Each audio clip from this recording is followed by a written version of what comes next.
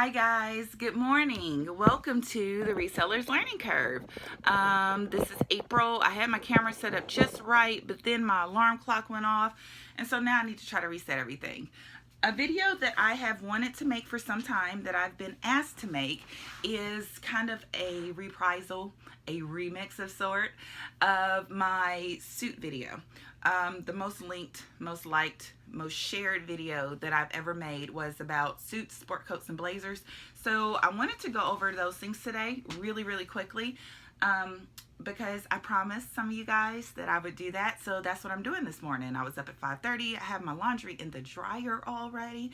So I want to shoot this video, give you guys the information you need. If there's anything I missed that you need to know more about, please leave that in the comments. And as always, you guys know I'm pretty good about responding.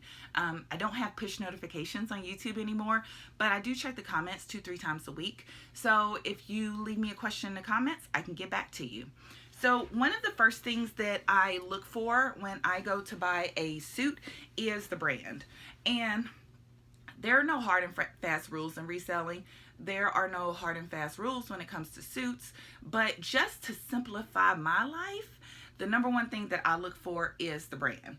So I had my assistant pull this suit a couple of weeks ago, a month ago, maybe 2 months ago, because I picked it up. I think I showed it in a haul video. Actually, it was a good haul that day, but it hasn't been listed yet because I wanted to use it for this video.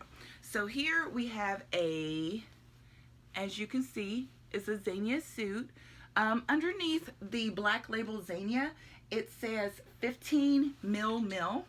And from my limited research, which I did on Ask Andy About Clothes, 15 mil for Zegna is equivalent to Super 150s in other brands. I'm actually there was foil on the button, and I don't know if that's from dry cleaning. I'm assuming it's from dry cleaning. So 15 mil is equivalent to Super 150s. So when you're talking wool, there's level to this. There's levels to this. You know the song? There's levels to this. So there's levels of wool. You have your plain old standard wool, which will say pure virgin wool.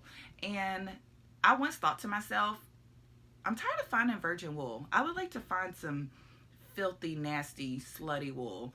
And somebody responded, I think it was my friend Jake, and he said that would be cashmere. And that was kind of one of my one of my earlier reseller funny exchanges that I remember from back when I was first learning how to sell items, and I had a lot of questions about a lot of things.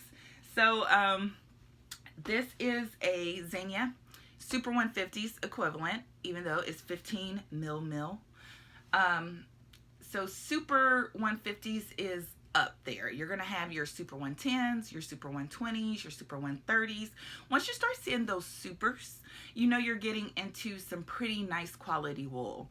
I don't have all the specifics on exactly what those break down to, but I will work on figuring that out in case anybody has any additional questions. So like I said, the first thing I look for is the brand. And the second side, on the second side of the suit, there's usually going to be another label. This label may be for the store, it may be for the tailor, it may be for the shop. Usually companies that sell suits, they want to do some promotion, some advertising for themselves, so they don't just highlight the brand, they also highlight themselves. And the best way to do that is sewing your own label into the suit. So in this case, this suit was purchased at Saks Fifth Avenue. I'm actually checking the pockets, and I don't check pockets nearly often enough, but if somebody was wearing a Zegna suit, chances are, they could leave a couple dollars in the pocket. So even though I don't normally check the pockets, I'm checking these pockets right now. So you have a Zegna suit made by Saks Fifth Avenue. I only mention that because occasionally I will see listings for items where a person may not be experienced in selling suits, and they won't know that that second label means something, or they won't even mention the most prominent label, which is the brand. They'll just say such and such tailor shop 2-piece suit, and that's great, but you want to be sure that you capture what the awesome thing is about the suit. And in this case, the awesome thing about this suit is a Zegna Super 150s 2-piece complete suit. Okay, so how do you know if you have a Suit jacket, a sport coat, or a blazer? Well, first of all, blazers are solid colors. Navy blue, black. Um, and blazers also blazers have metal buttons. So you'll see gold buttons, brass buttons, silver buttons, metal buttons. If you pick something up and it has these sort of buttons, which are just kind of a plasticky, that's not a blazer. That's a sport coat. The size, the tag will also give you some ideas. In this case, the tag on this just says 52R, which is a 52 regular. Zegna tends to tailor their sizes are in Italian. So I don't have the details of why, but a 52 in Italian, subtract 10, that's going to be a 42 US. But when we get into measurements, I'll break that all down for you. So a 52R. On this jacket, it actually does not say both sizes. Oftentimes, I know Brooks Brothers is really, really great about being consistent with this. A lot of times theirs would say like 52R slash, and it might say like 38 or 36, but it would have two numbers on the tag, and that would tell you that it's not just a jacket. Like there's pants somewhere. More often than not, it's worth your time to go through the store and find the pants. The way that I do that is usually I'll grab a piece of the fabric and I'll literally go to the pants section and I'll run it by, and I'll, with my eyes, compare this with every single pair of pants until I find a match. In this case, I found this at a thrift store in Cleveland. The jacket was by itself, the pants were by themselves, and they were not together. And so I had to match them up. And always is going to be worth your time to find the pants. If pants exist, you want to find the pants. That's the difference between selling a $300 item versus selling a $100 item. You're going to have that lower ceiling on what you can get for a jacket versus what you can get for a suit. Guys, suits are expensive. This Zegna suit, I'm not going to guess off the top of my head, but honestly, if I had to, I would say somebody, even if this was on sale, they spent $800 on this suit. So if I wait on the right buyer, the right size, with the perfectly fitting measurements, I could probably get $200 for this suit, because like I said, it's Zegna, made at Saks, well, not made at Saks, tailored, customized, whatever at Saks, sold at Saks, Super 150s wool. I could probably get $200 for this because it is a nice normal size. It's a 52. Your big and tall items, you can usually get more money faster because those guys, I'm guessing that they don't love to go out and shop. Number two, those sizes are harder to find. They're going to be expensive. You have to go to a specialty men's big and tall store. How do I know these things? Well, I have a 14-year-old that's 6'5", which means that I have an ex-husband that's that's 6'7". So I know a little bit about that big and tall life. My son wears the size 16 shoe, so I get it. I know how that goes. Even for a female, I'm 6'1". I get it. So big and tall sizes are going to move faster. They're just going to be an easier sale than your nice normal regular sizes. But a 42, I'm happy with the 42. There are tons of guys out there that are in that size 42 range. So you want to definitely keep that in mind when you're sourcing suits. The size matters. The first thing I look for is the brand. The second thing I look for is the style. I wish I had something fancy to tell you here about style, but I don't. In the men's suit world, style literally refers to buttons. How many buttons does it have? You'll see some tuxedos. I've sewed tuxedos that have one button. I'm sure there are other high fashion garments or suits that have one button, but you see them most frequently. I see them in tuxedos. 3-button is a style that used to be, I would say years ago, it used to be pretty popular. Not so much anymore. Occasionally I'll see the 4-button, which is, I mean, that's just wild. I don't think it looks that great.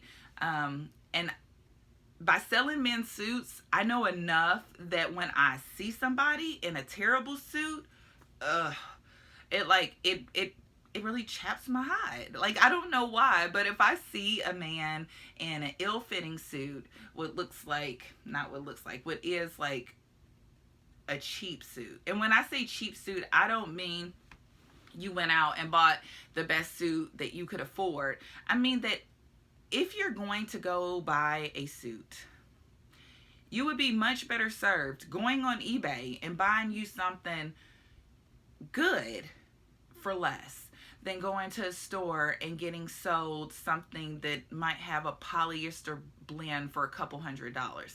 Now, the only reason that I know that these things are still happening is because, as a lot of you know, my dad passed away in May.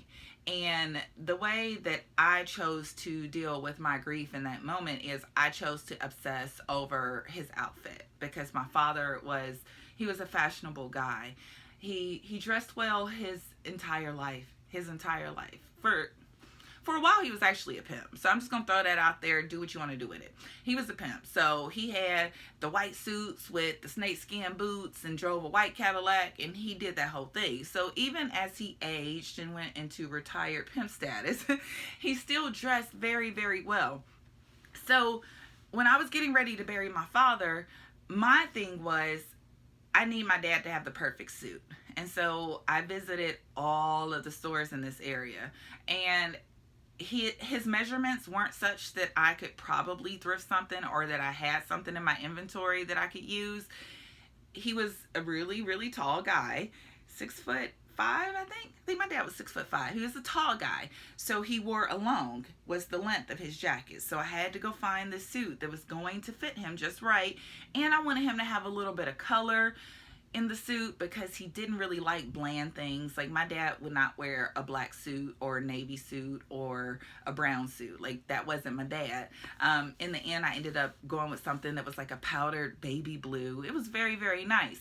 But I only say that to say it wasn't the most awesome quality, and it still cost me a couple $100. Like, the thing it has some polyester, and it was a couple $100. So when I talk about seeing people wear suits that aren't awesome, it's that sort of thing. Don't spend your money on a polyester suit. Don't spend $200 on a polyester suit unless you have a funeral emergency and you trying to bury a pimp. Otherwise, it's just not a good thing to do. You can go on eBay. I sell Brooks Brothers suits. If I've had them listed for over 6 months, I'll throw them out to auction for $50-$60. And a lot of times my auctions don't get a ton of bids. They get some bids. They always sell eventually, but they don't get a ton of bids. So I sell Brooks Brothers suits for $50, $60, $75 oftentimes, depending on how long I've had them around, what the measurements are, why isn't it selling. There's a number of factors. But if you're looking for a suit, if you're a guy and you don't want women like me who know a thing or two about suits to look at you with the side eye, go on eBay, find you a nice Brooks Brothers suit, and call it a day. Hart, Schaffner, Marks, also another very decent brand. Another brand that I found that I actually had given my dad several suits was Joseph Abboud. I don't sell them. They're not great for resale, but they're very, very nice suits. Jase Bank makes a decent enough suit if you need it in a pinch. So I'm just throwing this out there for the guys. Please do yourself a favor. Stay away from polyester. Get yourself some nice 150s wool. So style refers to buttons. 4-button used to be popular, not so much anymore.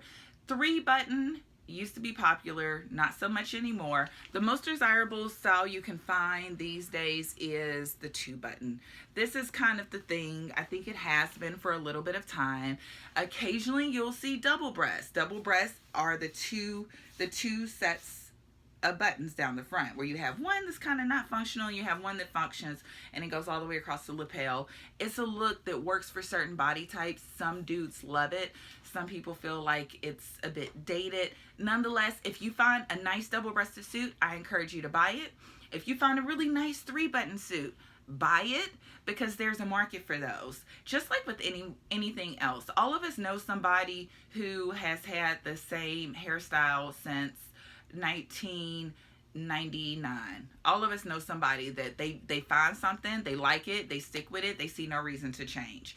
Well, this is no exception.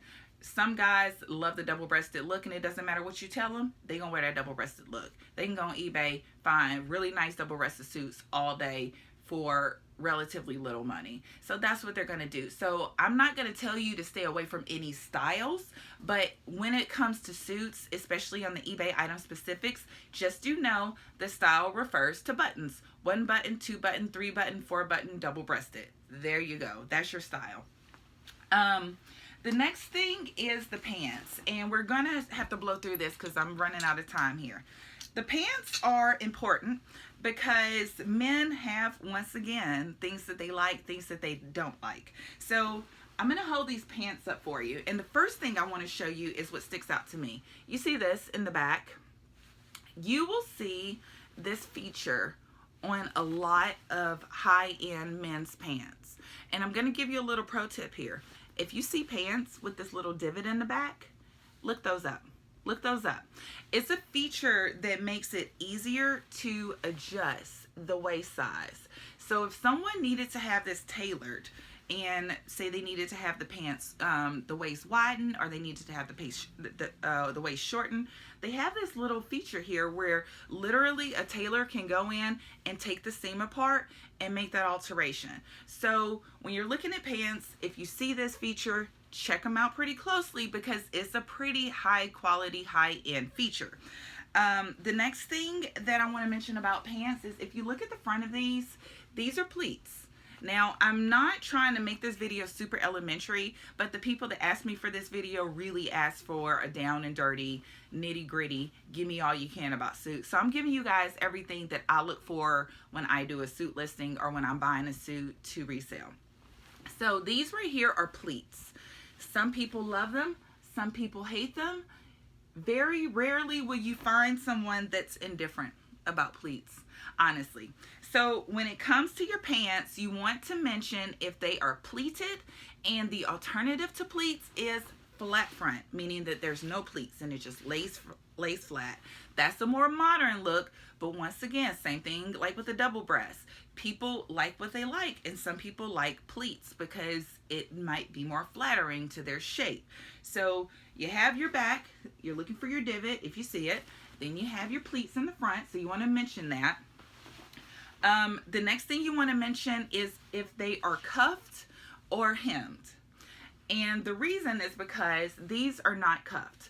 And I don't think I need to show you guys that, but just to be sure, if you get pants and they're sewn up like this, that's a cuff. If they're not sewn up, they are uncuffed. So in this case, I would say that these pants are pleated and uncuffed. Now, to save yourself a ton of time and to make a super thorough listing and give yourself the best chance of selling your item super fast, you want to mention the waist size. To get the waist size, you take your measuring tape and you literally measure the top of the pants all the way across. All the way across. Okay, so this measurement is 18 inches. 18 plus 18 is 36. So you have a 36-inch waist pleated. So you go down to the bottom, and like I said, we're saving ourselves time here. So you're going to say 36-inch waist pleated. A question that you're going to get if you're selling suits is there fabric to let them out, take them down? I'm going to explain that to you. If they're saying take them down, they're talking about make the pants longer. So you look here at the pants. This is the inside hem. If someone is asking you if there's fabric to take the pants down, all you do is you measure the fabric on the inside. In this case, if I take away the thread, there's 2 inches. So there's 2 inches of fabric to let these pants down. So we have a 36-inch waist on these pleated pants. And then if I measure the inseam, which is the most common measurement, I think, for suits, and I always start from the dead center of the crotch, dead in between the legs, center of the crotch. You measure all the way down against the seam, the inside seam, hence inseam. These pants are 30 inches flat. So in my listing, I would say These Xenia pants are 36-inch waist, 30-inch inseam, plus 2 inches. And you don't say they're 32 inches. They're 30. Right now they're 30. If you bought the suit and you wore it tomorrow, it's a 30-inch inseam. But if you want to take them down, if you're a little bit taller, an inch or two taller, and you want to take them down, there's an extra 2 inches to take them down. As far as the fabric to let out, you measure this. See that fabric on the inside? Because that is how the waist can be expanded. So a lot of times guys, especially guys who are buying these high-end suits, they're going to have these sorts of questions because rarely, and I know this because I'm a tall girl, rarely can I walk into the store and just buy something off the rack and it fits me. That's not even how anything works in my world. I have to do stuff to make things fit or kind of freak it some kind of way to make it fit. So I get it, and you want to save yourself some time. So in this case, you measure the top of that, and once again, we got 2, maybe 2.5 inches. So these pants have a 36-inch waist, 36-inch waist, but there's also another 2 inches. So if this guy happened to be a 38 by 32, he could buy these 36 by 30 pants, take them to his local tailor, and get them altered to fit him because there's fabric available for him to do that. So save yourself some time, include that on your listing. You want to say that there's 2 inches to take them down, 2 to 2.5 inches to let the waist out. That way you're not getting a ton of questions about that. And like I said, that's only to save you some time, because if you don't mention it, then you're going to get a ton of emails, a ton of questions asking you. And if you're like me and you don't store your items on site, I have a 4-bedroom apartment, but it's not terribly spacious. I don't have a ton of closet space, so I still have my storage unit. If you don't store your items on site, a lot of times those questions will get buried underneath stuff and they'll never get answered. So you want to avoid that at all costs. So getting into the jacket, we've already discussed that this is a 2-button style. The other thing that's very notable, you won't see it super often. Actually, I think I've seen it once or twice. The buttons on the sleeve. A lot of times guys will ask you if they have working cuffs. Working cuffs simply means that the buttons function. You can unbutton them, button them, fold the cuffs up. Not a super common feature. I think I've seen it most on Brioni. I have to figure out how to pronounce that because we all love that brand, but who amongst us pronounces it correctly? But you will see it sometimes. In this case, these cuffs don't work. They're just decorative buttons. So you have your 2-button in the back. You want to look at if it has a vent. Now, jackets are either going to have a single vent in the center, a center vent, or in this case, it has vents on both sides. Vents are simply the slits in the back. It lets it hang nicer. If a guy moves about, the jacket opens in the back so he's not feeling super constricted. It provides a little more movement. I think for the most part, I find that the double pleat is really popular. People like the double pleat. This actually looks like it's had some sort of alterations on the jacket. I need to look into that a little bit more. Looks like somebody took the jacket apart, and I'm not sure why they would take the jacket apart. So to measure the jacket and to get the suit size, because this measurement can be your most important one. I hope you guys can see this. So I'm laying this down. I lift up the sleeves with the jacket completely unstretched. Let me try this. Yeah, that's better.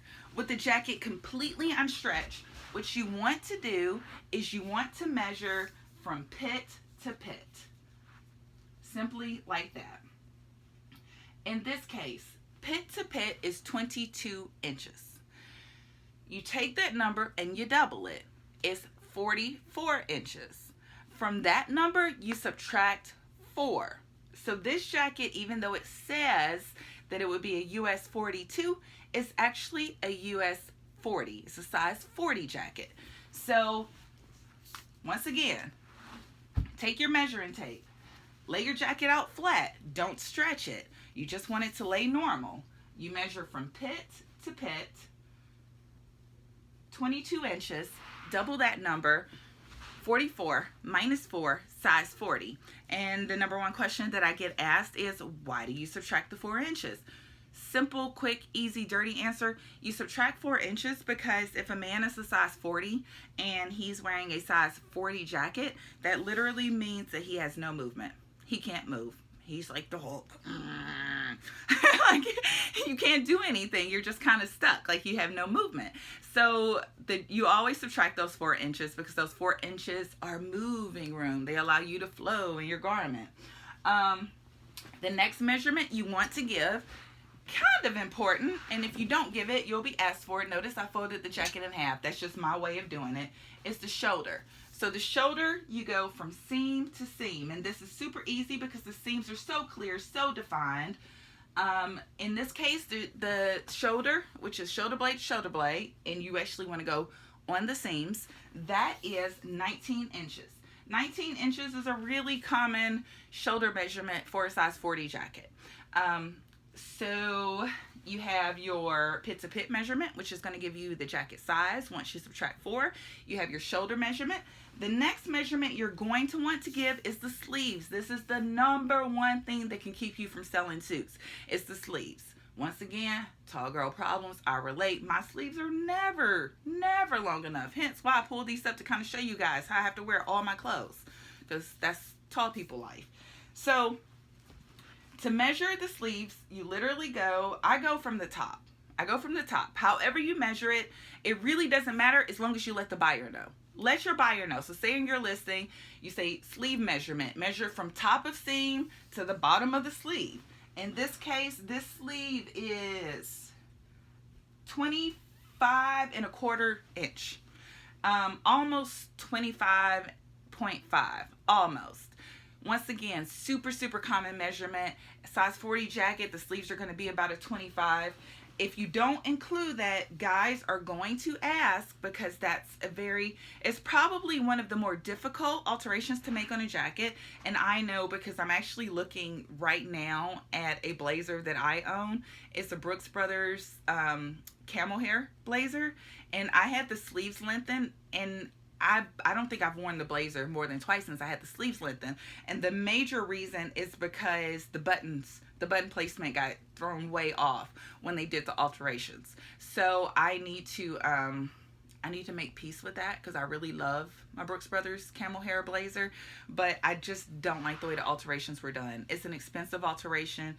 It can be very difficult to do well, and a lot of guys just don't want to make that alteration if they don't have to. I would say if there's one thing that's going to dissuade someone from buying your suit, it's going to be that it's not the right size, particularly the sleeves are just not the right size. In this case, they may ask you if there's material on the inside to let them down. I can feel where the material starts on this jacket, and if I measure that all the way down to the sleeve, once again, there's about 2 inches. So the sleeve is about 25 inches, but the sleeve could be let out to about 27 inches if somebody needed that extra length. So you have 3 of your 4 measurements. The 4th measurement that you're going to need is the length. And you don't put the length per se in your title, but it is very important, because this is how you determine if a suit is regular, if it is short, or if it is long. In this case, I always measure from the very bottom of the collar to the bottom of the garment. This one measures a cool 31 inches. Easy peasy, that's a regular all day. So this jacket is going to be a 40 regular, 25 inch sleeves, 19 inch shoulder. List all the measurements, say how you got the measurements, and this is a regular. Just so you guys know, if it's shorter than 30 inches, that's a short. If it's longer than 33 inches, that's a long. So the sides would be 40 short, 40 regular, or 40 long. In this case, this is a 40 regular. So we talked about brand, we talked about style, we talked about pants, we talked about size. The last thing I want to talk about is pattern and color. If you're going to be selling suits, you want to familiarize yourself with the most popular patterns. You want to familiarize yourself with the most popular colors. These things tend to change from season to season. You don't want to be selling suits and you don't know your basic terms like houndstooth, or the different types of plaids, because sometimes that'll come in play.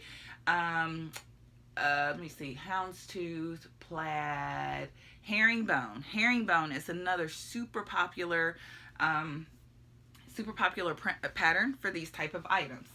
This one is kind of a micro check is what I would call it.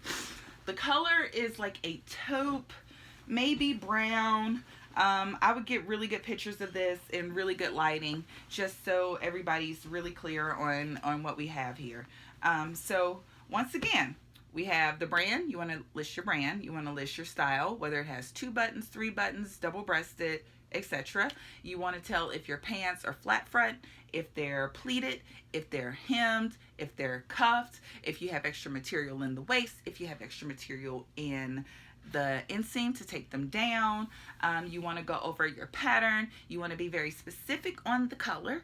I've personally purchased 3 or 4 color wheels to try to find the perfect one to nail down colors, because there's always some type of discrepancy, difference of opinion between me and my assistant on color. I remember this one dress. She thought it was orange. I thought it was red. I ordered a color wheel. I think I decided, I had no clue. So we just went with, whatever we thought was best. But if you find a great color wheel for clothing, let me know, because usually the ones I get are for paint and they don't work for clothes.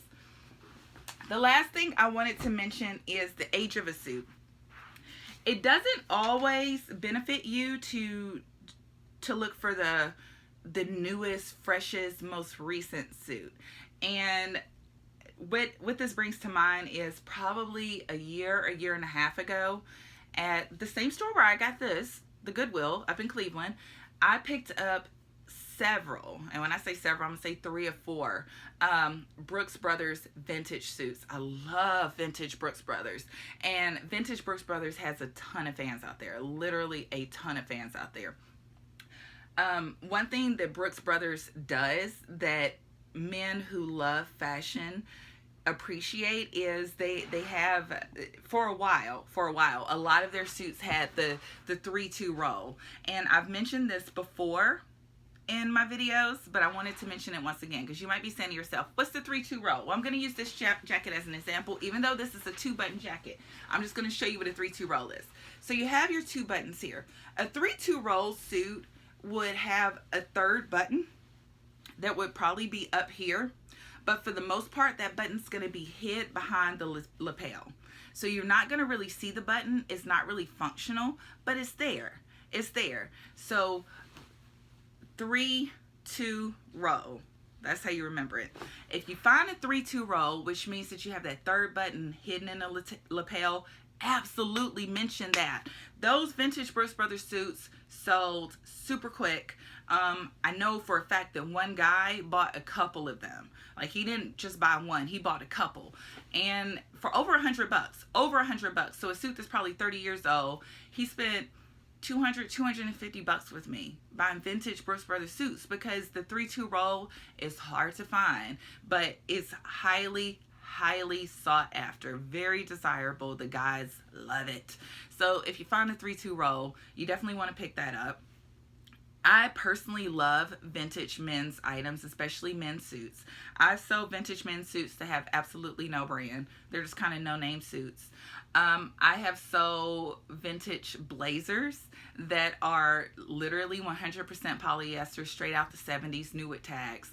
There was a time, I want to say it was 2 years ago, maybe 2.5 years ago, I walked into Goodwill and they literally had just gotten in, I think it was from a clothing store, a whole load of, they got in a whole load of vintage sport coats.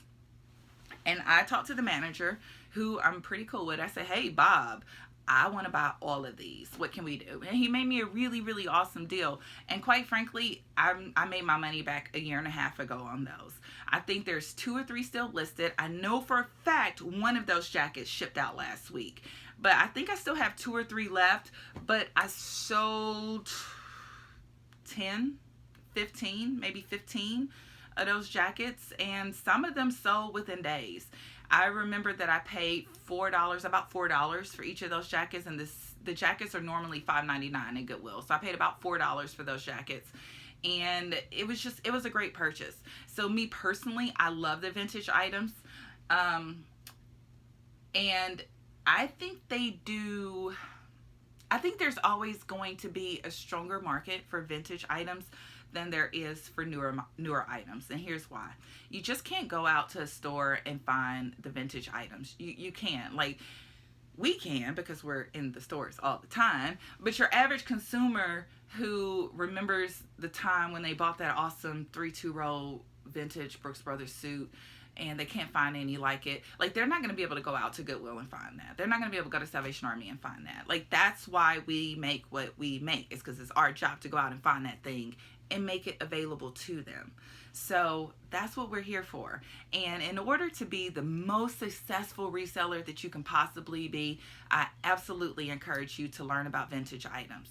Learn about those items that everybody can't run out there and get. If you familiarize yourself with the brands and the makes and the models that people like, you have no competition. You have no competition. Your competition is literally how many stores you can go to and how much different stuff you can find. Because vintage items are one of those things where there's just always going to be a market for them. People are always going to be looking for those items that they have fond memories about, that they have a hard time finding, and it's our job to bring those to them. The longer I do this, the more and more vintage I sell, because vintage is vintage. I actually have a 1970s St. John collection dress in my closet that's my favorite dress of all times. I love vintage personally, because it's some of it's so timeless and stylish, and I know nobody else is going to be wearing my vintage St. John collection dress. So there's a lot of charming qualities to older items, but more importantly, there's a lot of opportunity for resellers if you find those vintage items. So that's my tip for you today. I want to make sure that I've gone over everything on my list. Notable features, buttons, vents, lining. Oh, I didn't mention that. Lining. You always want to mention if it is fully lined, partially lined, unlined. With the lighter weight, lighter material, hot weather materials, those will sometimes be unlined. If you find a linen suit or 100% cotton suit, they might have no lining. But when it comes to wool items like this one, as you can see, it is fully lined, meaning that there's lining all through the inside. Sometimes you'll have a suit that has lining like on the middle section, and this part down here has no lining. So that's partially lined. So you want to mention that. Sorry, guys. And country of origin. That's another thing I wanted to mention. If you find a suit and it's made in Italy, mention that. This Zegna suit was actually made in Switzerland. You will find Zegna items that are made in Italy. This one was not. It was made in Switzerland, which I won't mention in the title, but I will mention in the description. If it was made in Italy, that goes in the title. Pants. I talked about measuring the waist, inseam. You can measure the rise and the leg opening. The rise is literally from the crotch of the pants to the top of the pants. That's the rise. The leg opening is the measurement of how much room there is where the pants actually open at the bottom. Pleated flat front, talked about that. Extra material, talked about that. And listing vintage versus recent, talked about that. If you're listing a vintage item, actually guys, with any suit items, I'm just going to keep it 100% real with you guys right now. Use 12 photos. Use 12 photos. It's a suit. It's a suit. This is something that men literally spend hundreds, sometimes thousands of dollars for. This is an important purchase to these guys. Even to women. I mean, if you're listing women's suits, I don't know as much about listing women's suits, quite frankly. But this is a really, really important purchase for a guy. So you want to absolutely use all 12 pictures. There's plenty to take pictures of when it comes to a suit. You can get the buttons, you can get the vents, you can make sure to flip the jacket inside out, get the lining, get the labels, lay the pants flat, get the whole front like the front profile of the pants, mix it up, style the suit, put on a tie and a shirt. There's so much you can do, but the more you do, just know the more money you're gonna make. I hope this video has given you guys all the information that you need to go out there and find some awesome suits and hustle them. We will talk about this in my group. I actually think we're going to have a suit discussion this week, and I'm going to call on my friend Ronnie Hart to share some knowledge, and we're going to learn some stuff about suits. So if you have any questions, leave those in the comments, and I'll talk to you guys soon. Bye.